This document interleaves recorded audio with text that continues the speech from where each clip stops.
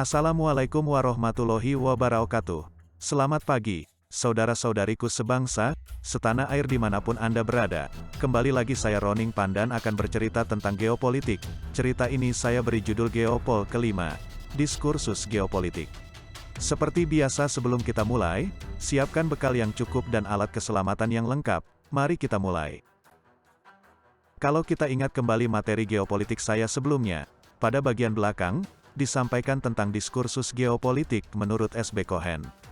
Dia menyebut masa-masa itu sebagai stage atau tingkatan. Yang pertama adalah perlombaan hegemoni kekaisaran, kedua, geopolitik Jerman, ketiga geopolitik di Amerika Serikat, keempat, pendekatan yang berpusat pada negara perang dingin versus universalistik. Pada saat ini doktrin Truman 1947 dan kebijakan penyekatan, William Bullitt atau domino teori, masih berpengaruh. Dan kelima, era pasca Perang Dingin, kompetisi atau akomodasi, atau universalis, tulisan Samuel P. Huntington, tentang konflik peradaban sudah ada. Dari diskursus di atas kita dekati dengan pertanyaan kritis, apakah masih relevan dengan masa sekarang? Dinamika geopolitik yang digambarkan dalam stage-stage di atas, tidak terlepas dari pengaruh perkembangan teknologi dunia, yang kemudian mempengaruhi bagaimana suatu peperangan dilaksanakan. Perkembangan peperangan ini oleh para pakar dari Amerika sono, digambarkan menjadi 5 generasi peperangan, yang mereka sebut 5WG. Generasi 1, pakai bedil locok, diisi satu persatu, menekankan ketertiban dan keteraturan. Generasi kedua mulai menggunakan meriam modern, dan generasi ketiga, dengan persenjataan dengan daya hancur lebih besar, dan kecepatan lebih tinggi. Generasi 4 peperangan yang gak jelas musuhnya siapa dan palagannya di mana, dan yang kelima diwarnai dengan penggunaan cyber, otomatisasi penuh dan kecerdasan buatan. Agar lebih tahu, mari kita masuk ke dalam setiap generasi peperangan ini. Berlangsung kira-kira dari tahun 1648 hingga 1860. Peperangan generasi pertama ini, mengacu pada pertempuran kuno dan pasca klasik yang dilakukan dengan tenaga massal, menggunakan taktik garis, dan kolom, dengan tentara berseragam yang diatur oleh negara. Salah satu contohnya kita bisa lihat di filmnya Mel Gibson, berjudul Patriot, produk tahun 2000.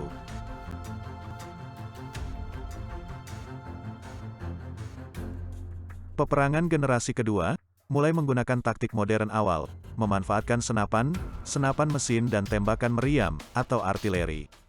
Taktik ini dikembangkan oleh tentara Prancis, selama dan setelah Perang Dunia Pertama. Tujuannya adalah, memadukan antara infanteri, artileri dan tank, dalam suatu perencanaan operasi yang rinci, dan dipimpin komandan yang berperan seperti konduktor orkestra. Istilah Perang Generasi Kedua diciptakan oleh militer AS pada tahun 1989.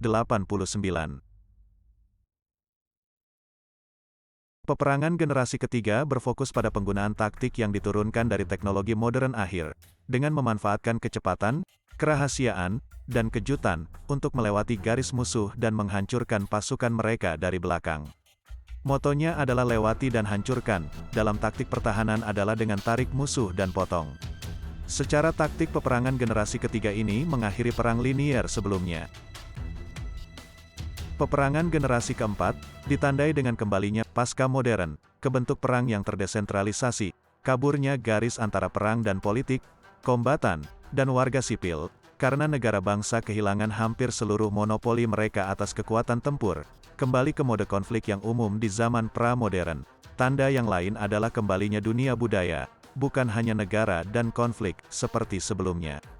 Dan pendapat ini seperti yang ditulis oleh Samuel Huntington, konflik peradaban, menempatkan Islam yang berkembang pesat, dan Cina sebagai lawan Barat. Peperangan generasi kelima, dilakukan terutama melalui aksi militer non-kinetik, seperti, rekayasa sosial, misinformasi, serangan siber, bersama dengan teknologi baru, seperti kecerdasan buatan dan sistem otonom penuh. Peperangan generasi kelima telah digambarkan oleh Daniel Abo sebagai perang informasi dan persepsi. Kelima generasi peperangan yang baru kita bahas tadi, sebenarnya dipengaruhi oleh revolusi teknologi dunia. Teknologi militer juga mempengaruhi perkembangan teknologi umum. Perkembangan teknologi dunia bisa kita lihat sebagai berikut. Revolusi Industri 1.0 adalah era yang terjadi pada abad ke-18, antara 1760 sampai 1840, dan ditandai dengan adanya penemuan mesin uap, pada tahun 1776 oleh James Watt di negara Inggris, sehingga membawa perubahan besar di berbagai sektor. Revolusi Industri 2.0 adalah era revolusi yang terjadi sekitar awal abad ke-19, atau tahun 1870-an, dan berfokus kepada efisiensi mesin di setiap lini dalam proses produksi, karena ditemukannya tenaga listrik. Dampak revolusi industri 2.0 lain yang paling terlihat adalah di saat Perang Dunia II, di mana kala itu produksi kendaraan perang seperti tank, pesawat, dan senjata tempur lainnya, diproduksi secara besar-besaran. Revolusi Industri 3.0 adalah era yang terjadi sekitar awal abad ke-20 atau 1970-an, dan dipicu oleh perkembangan mesin-mesin pintar, komputer, dan softwarenya, berbasis teknologi otomasi yang perlahan menggantikan peran-peran manusia di lapangan. Pada era inilah dimulainya digitalisasi khususnya di dunia industri.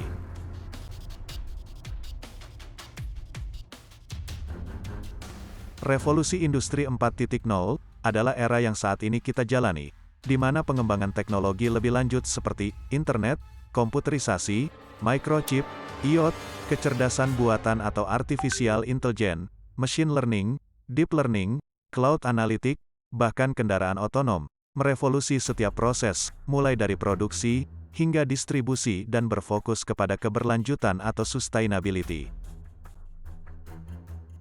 Perkembangan perang, dari generasi ke generasi, yang dipengaruhi oleh revolusi industri dengan teknologinya, mempengaruhi pemikiran-pemikiran geopolitik.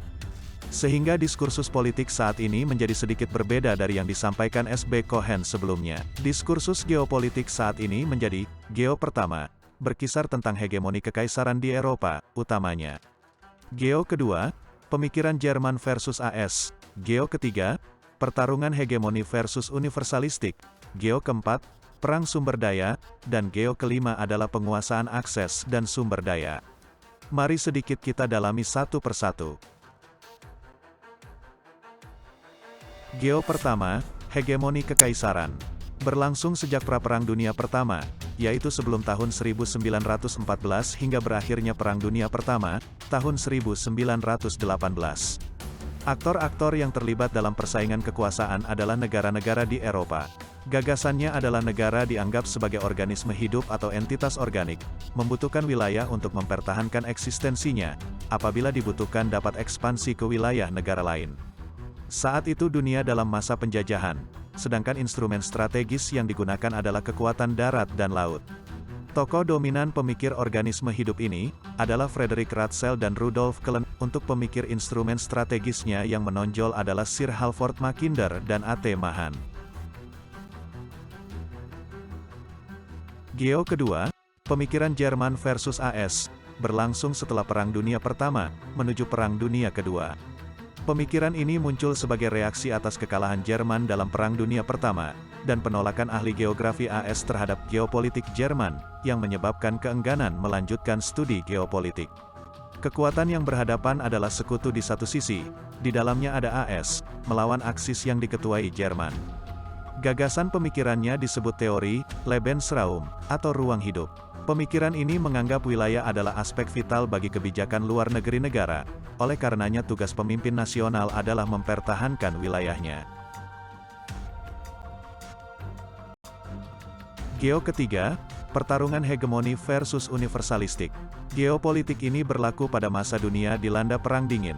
Setelah Perang Dunia Kedua, logika realismenya mengatakan bahwa hanya negara sajalah menjadi aktor penentu hubungan internasional. Kemudian untuk menghindari konflik dua adidaya maka setiap pihak memaksimalkan kapasitas dan perimbangan kekuatan masing-masing, yaitu AS dan Uni Soviet. Kekuatan yang berhadapan, AS versus Uni Soviet.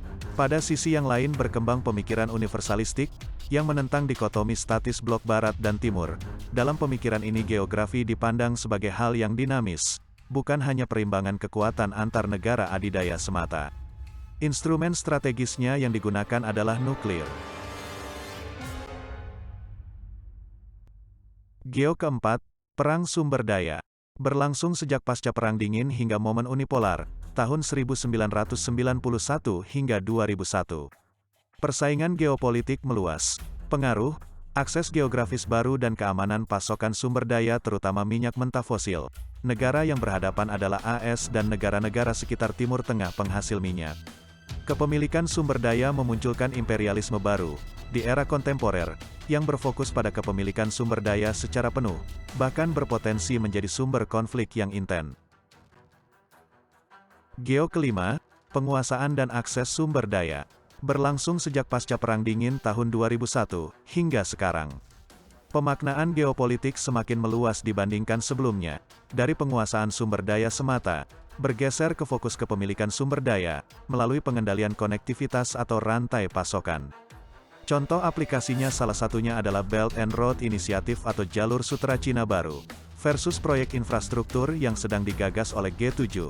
Pemikiran di atas menggunakan pendekatan transnasionalisme, yaitu dorongan untuk menggunakan pendekatan geopolitik dinamis. Oleh karena itu makna geografis terus meluas, mencakup aspek-aspek bukan fisik saja, serta mulai menekankan peran penting aktor bukan negara.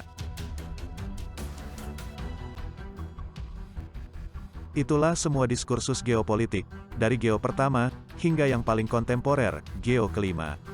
Kalau kita kaji kelima geo ini, akan ketemu 4 ciri pokok, yaitu, pertama, kajian-kajian geopolitik cenderung menawarkan strategi ekspansionisme. Hal ini terlihat jelas, terutama pada geopolitik klasik. Kedua, ekspansionisme ini untuk menguasai sumber daya global, di bagian tertentu geografis dunia. Ketiga, strategi ekspansionisme ini, untuk memenuhi kepentingan nasional negara-negara adidaya dan kroninya, dalam upaya menjadikan dirinya sebagai hegemoni global. Dan yang terakhir, pemenuhan hegemoni ini seringkali menggunakan instrumen strategis kekuatan militer, sehingga rawan memicu perang terbuka antar negara. Perkembangan pemikiran geopolitik tadi, tidak terlepas dari saling pengaruh perkembangan teknologi dan peperangan. Agar saling pengaruh ini terlihat lebih jelas, maka mari kita perhatikan lini masa berikut ini.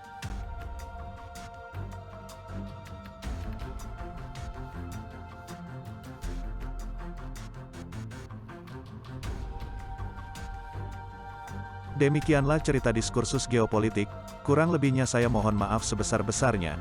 Sebelum saya sudahi, saya berharap saudara-saudariku terpicu pemikiran kritisnya. Silahkan tuangkan pemikiran itu dalam kolom komentar, jangan lupa like, komen, subscribe, pukul loncengnya sampai benjol, dan bagikan ke seluruh jagat.